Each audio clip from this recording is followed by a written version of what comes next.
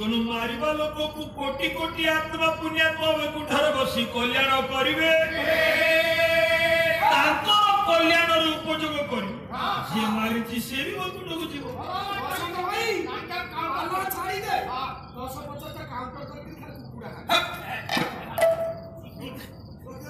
बसंत घटना से नुहे बाहरे बाहरे खोजुले परा अर्थ तो मिलिबो नहीं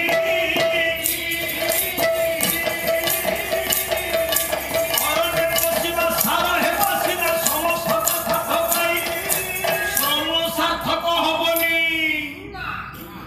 असल तत्व जଣା पड़िबो नाही एमिति बाउलारे केवल बसिबा वेद वचन एही मते मूर्खଙ୍କୁ बनाई जगते देखाई घर द्वार कथा ज्ञान न कहिबे साक्षात चाबिटा अछि गुरु को पाखरे गुरु मुख हेले तांको पाद पाखरे बसी तत्व जानिले हबो काहे कि तत्व बुझिले टूटे भांति अवसाद करि जानति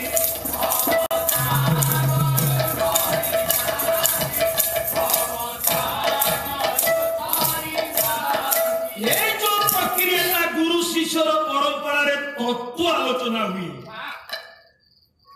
अधिका कहवा सार हम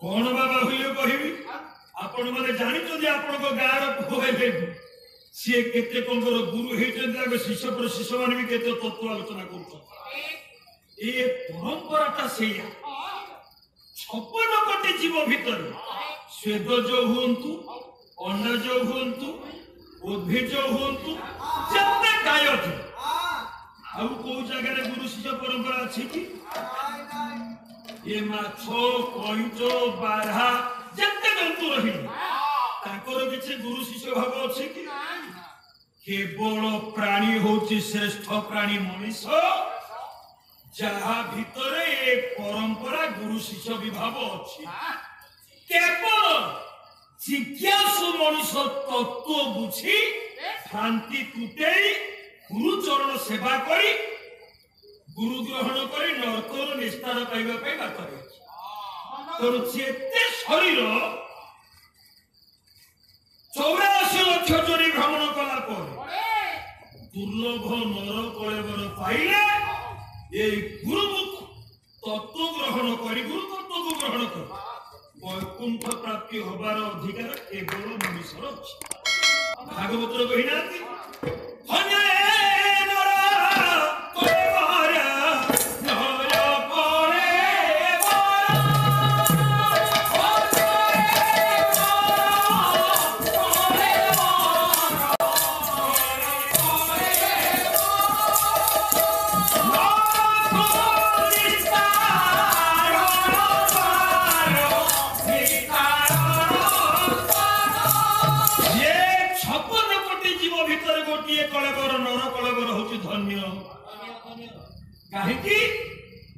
दुर्लभ नर कलेवर पाइला नरक निस्तारण द्वार रे पहुंचीगला नरक निस्तार पाइबा पाई से द्वार मोरे ठिया हिगला द्वार देश रे ठिया हिगला उन्नत कर्म कले वैकुंठ रे गोड़ थापिबो अनुन्नत कर्म कले बारंबार जोनि जन्म हेकी असण भितर संसार जंगल भितर पड़ी विषय विषय पड़ी नरक रे जंत्रणा पाइबो मनुष्य केवल गुरुमुख हुए नर कलेवर प्राप्ति होची श्रेष्ठ प्राप्ति वैकुंठर द्वार देश विद्यमान बसंत तेणु ये मनुष्य को तत्व बुझा पड़ो जी भ्रांति दूरे जीव किए शंकराचार्य जीवन सारा बुली बुली एक ब्रह्म द्वितीय नास्ति सबु किछि गुरु शंकराचार्य एबे चारि धाम रे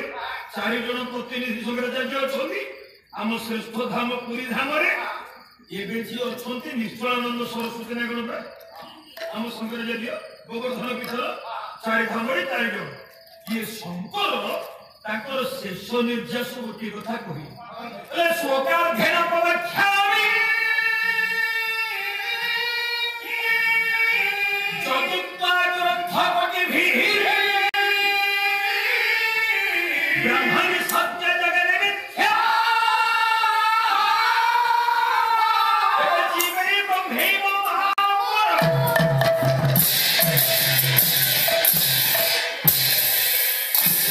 आदि गुरु शंकराचार्य उत्तम कंठर कहि श्लोकार्धेन प्रवक्ष्यामि यदुक्ता ग्रंथ कोटिभिः कोटि कोटि ग्रंथ वेद वेदांग उपनिषद पुराण उपपुराण जहा कहंती मु अध श्लोकरे कहि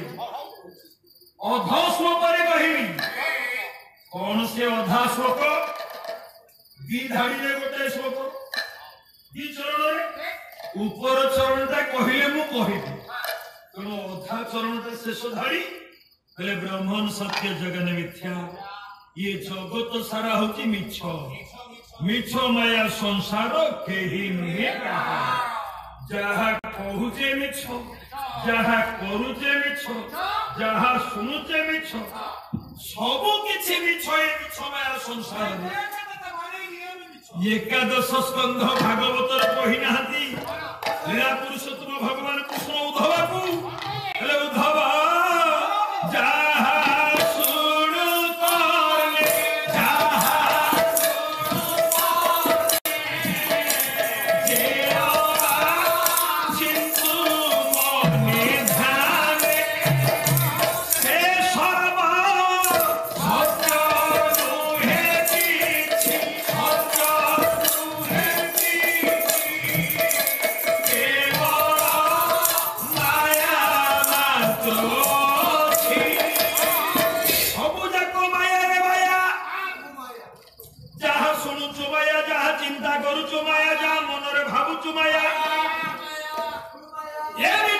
संसार भितर केवल सत्य होचि ब्रह्म शंकर से कही ब्राह्मण सत्य जगत मिथ्या और ये ब्रह्म किया ना जीव ब्रह्म ही महापर ये जीव और ब्रह्म हेले अपर नुह जीव भितर ही ब्रह्म खेले ये जीवर शरीर ही अलेख कुंड संत कवि भीम बोई महिमा गोसाईंकर पट्ट शिष्य जन्मस्थान संबलपुर ढाखल कर्मभूमि है ढेकाना जोरंदा अरे जागी छंती ब्रह्मगिरी अलेख कुंड जागी छंती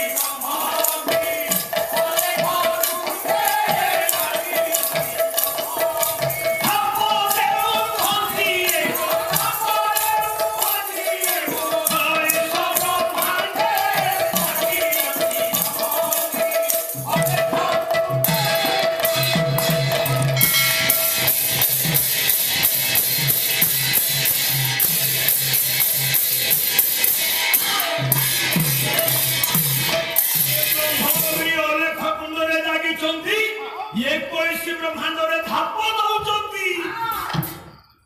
जिते बेले अव्यक्त व्यक्त हवा चाहिए आमर शांत कवि अभिमन्यु प्रकृत प्रेमवर्ती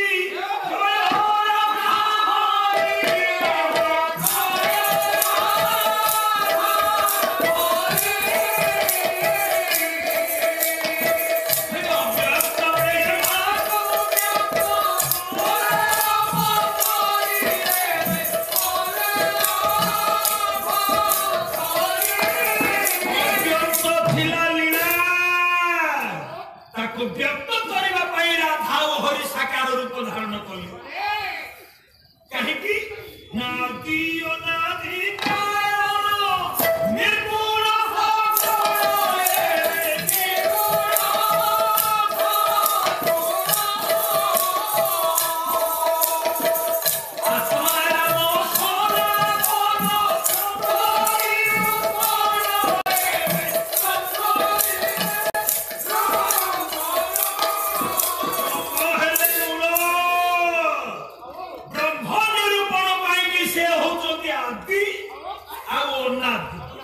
से ही निर्गुण थिले सगुण है कि रूप धरिले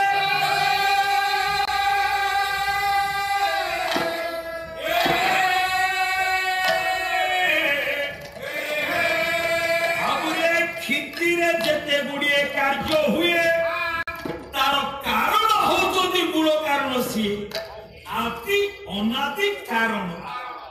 बसंत ये है ब्रह्म निरूपण सूत्र तेणु ब्रह्म किए ना जीवे ब्रह्मे गो माँ पर आदि गुरु शंकर कहिले ये जीव भीतर ही ब्रह्म अच्छा जीव आ ब्रह्म के भिन्न भिन्न नुहति है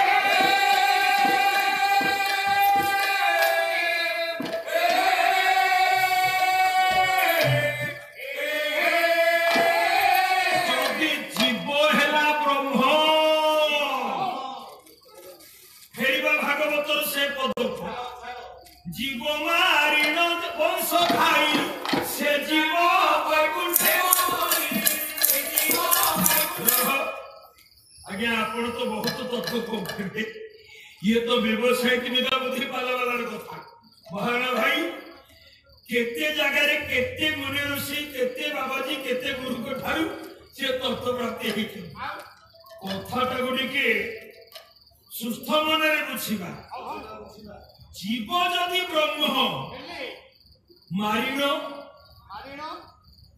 ये ब्रह्म जो जीव ताकू मारिबो किए ब्रह्म कोन मरे ब्रह्म कोन मरे तार जन्म अछि तार मृत्यु अछि गीता न जाते म्रियते वा कदाचित् न भूत्वा भवित्वा न भूयः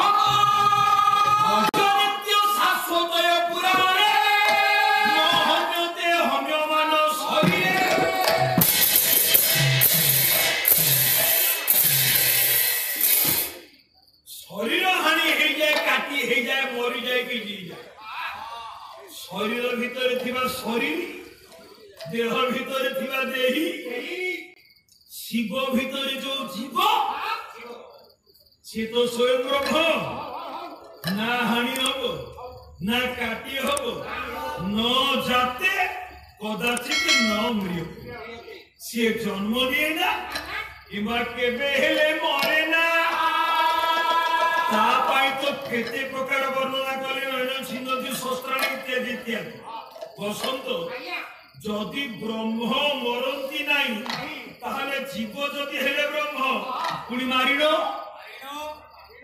ये जो मारिण शब्दटा आमे प्राकृत छंद रे बुझिले तत्वटा को पाइबा मारण क्रिया मारिण शब्द मोटे सेही अर्थ को बुझो आमे किछि बुझी परनो बोली अजोथारे ताको हणा मरा रे पुरो ये हणा कोटा मरा आवर्जन कथा भागवत रे कहले मा ऋण एबे भी पुनाकाया बुढ़ाबुढ़ी अछन कोंदी 100 काहण ऋण को अछि हरि भगवत को पढ़ाए है तो पढ़ाए प्राकृत छंद प्राकृत भागवत कहे प्राकृत भाषा कहे प्रजा मानकर चरणी कथा गाँवी लोक मानकर गाँविया कथा से छंद से भाषा रे भागवत लिखा घरे घरे पूरे पूरे आधार पाइला बोधे विश्व रे एमितिका को पुस्तक को बही नाही जार जन्मदिन पालन हुए केवल भागवत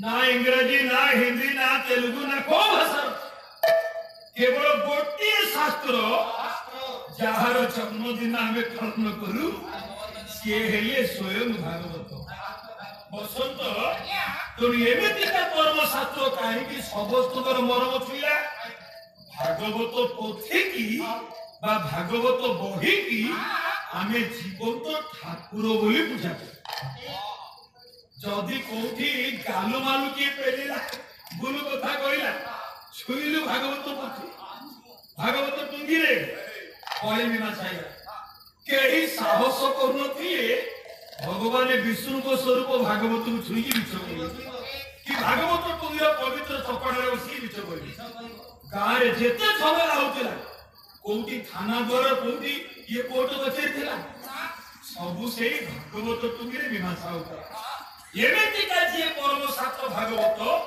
लेखा हिची किंतु गाँवी लोक मानकर चलंती कथा रे ତେଣୁ ସମସ୍ତେ ପଢିଦେଲେ ଆରାମରେ ବୁଝି ଯାଉଥିଲେ ସେ ଶାସ୍ତ୍ରକୁ ମୁଣ୍ଡିଆ ମାରି ଅବଧାନ କରି ଛାତିରେ ଭର୍ତ୍ତି କରି ରଖ। ତେଣୁ ଗାଁରେ ଗାଁରେ ଭାଗବତ ଟୁଙ୍ଗି ଭାଗବତ ଘର ଥିଲା। ଏପରିକି ଓଡ଼ିଶାର ଭାଗବତ ଟୁଙ୍ଗି ତାର ପ୍ରଭାବ ଆସାମରେ ପଡ଼ିଲା। ନାମ ଘର ଆସାମରେ, ବଙ୍ଗଳାରେ ପଡ଼ିଲା କଲିକତାରେ, ସେମାନଙ୍କର ବି ତିଆରି ହେଲା ଅସମିଆ ମାନଙ୍କର ନାମ ଘର, ବଙ୍ଗଳା ମାନଙ୍କର ନାମ ଘର। ସେ ଭାଗବତ ଟୁଙ୍ଗିର ନ୍ୟାୟ ଏମିତିକା 7 ପର୍ବ 7 ଭାଗବତ ଗାଉଁଲି ଭାଷାରେ କହୁଛନ୍ତି ମାରିଣ। ଜୀବ ହେଲା ବ୍ରହ୍ମ, ଯୋଉ ବିନ୍ଦୁ ବ୍ରହ୍ମ ଅଲେଖ କୂଳରେ ଖେଳୁଛି। ମା ଋଣ ଆଣିଲା, ଋଣ ଲୋନ ଧାର ଆଣିଲା। କାହାଠୁ ଋଣ ଆଣିଲା? ତା ସ୍ୱାମୀଠୁ, ଅର୍ଥାତ ଆମ ବାପାଠୁ। ଆମେ ସମସ୍ତେ ନିଜ କଥା ବୁଝିବା। ଭାଗବତ ଆମ ପାଇଁ ଲେଖା ହେଉଛି ନା କଣ? ଇଏ ପନିର ଶମ୍ଭୁକୁ ଭାଗବତ ତ କହୁଛୁ, ଇଏ ପଶୁ ପକ୍ଷୀର କେବେ ଲେଖା ହେଇଛି? କାହିଁକି ନୃସିଂହ ଆଗସ୍ତେ ବନ୍ଦନା କଲେ? ଭାଗବତ ଆକାରରେ ଜଗନ୍ନାଥ ଦାସ ବା ବ୍ୟାସ ତାଙ୍କର କଣ କାଣ୍ଡ ଜ୍ଞାନ ନଥିଲା?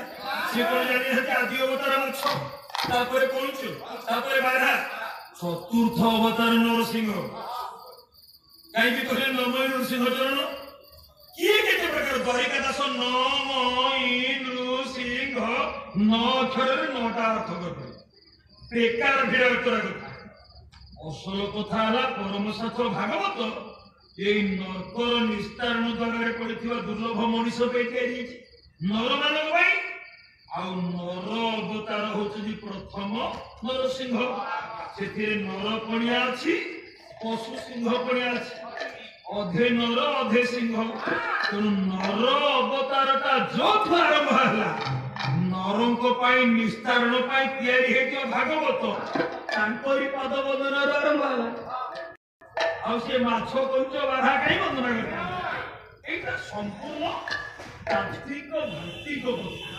ବସନ୍ତ ମା ଋଣ ଆଣିଲା ପ୍ରୀତି ସମୟରେ ତା ସ୍ୱାମୀ ପାଖରୁ, ଅର୍ଥାତ ଆମେ ବାପଙ୍କ ପାଖରୁ। କଣ ଋଣ ଆଣିଲା? ନା ବିନ୍ଦୁ ବ୍ରହ୍ମ। ବ୍ରହ୍ମ ଜୀବ, ଜୀବ ବ୍ରହ୍ମ ସେ ତାଳୁ ଠାରୁ କଳିପା ଯାଏ ସବୁ ଯାକର ରସ ଚୁପୁଡ଼ିକି ବିନ୍ଦୁ ବ୍ରହ୍ମ ଆକାରରେ ଋଣ ଆଣିଲା। ଆଣିକି ରଖିଲା କୋଉଠି? ନା ମାଂସ ଖାଇ। ଜୀବ ମା ଋଣ ମାଂସ ଖାଇ। ଋଣଟା ଆଣିଲା, ବିନ୍ଦୁ ବ୍ରହ୍ମକୁ ରଖିଲା ତା ମାଂସର ଖାଇଲେ, ତା ଜରାଇବେ। ହଳଦୀ ଖାଇ, ଚୁନୁ ଖାଇ, ପାତ୍ର ଯୋଉଥିରେ ରହୁଛି ଚୁନ, ଯୋଉଥିରେ ରହୁଛି ହଳଦୀ, ଯୋଉଥିରେ ବିନ୍ଦୁ ବ୍ରହ୍ମ ରହିଲା ସେ ହେଲା ତାର ମାଂସର ମୁଣା। ଜରାଇ ମାଂସ ଖାଇ, ମାଂସର ଖାଇଲେ କଣ ମାରି ମାଂସୁରାକୁ ରଖିଲା? ଆଗରୁ ତା ଜୀବାଣୁ ଅଛି। ଇଏ ବ୍ରହ୍ମରୁ ଶୁକ୍ରାଣୁ ଆସିଲା, ସମୟ ହେଲା ଗୋଟିଏ ଡିମ୍ବଜ ସୃଷ୍ଟି ହେଲା। ଯୋଉ ନର ସୃଷ୍ଟି ହେଲା, ଯୋଉ ଜୀବ ସୃଷ୍ଟି ହେଲା ମା ଗର୍ଭରେ, ସେ ମଣିଷ ନା ନିସ୍ତାରଣ ଦ୍ୱାର ରହିବ। ସେ ଜୀବ ବୈକୁଣ୍ଠେ ବସିବ, ସେ ଜୀବ ହିଁ ବୈକୁଣ୍ଠରେ ବସିବ। ହକଦାର জীব মারিণ মাস খাই, সে জীব বৈকুণ্ঠে বাসই। রহ রহ, যদি এইটা ঠিক, যদি এইটা ঠিক তত্ত্ব বলে আমরা পড়িবা, তাহলে এই অর্থরে, এই সূত্রে জীবে যাহার দয়া নাহি, উদ্ধব ছদারতি সেই। আর তুমি মীমাংসা দরকার না। আমি সাধারণ বুঝুছে জীব উপরে যাহার দয়া নাই, যে পরকু পীড়া দেলা, হাଣିলা, হিংসা কলা, মারিলা ইত্যাদি কলা, সে গোটাক মଣିষ নୁହେଁ ଚଣ୍ଡାଳ। ଏ କହିବା ଚଣ୍ଡାଳ ତ ବ୍ୟକ୍ତି ହେଇଗଲା। କିନ୍ତୁ ଯଦି ସେ ପାଇକି ଏ ଅର୍ଥ ଜୀବ ହେଲେ ବ୍ରହ୍ମ, ତାହେଲେ ଏ ପାଇକି କେହି ଅଲଗା ଅର୍ଥ ହବ? ଠିକ ସେଇ ସୂତ୍ର।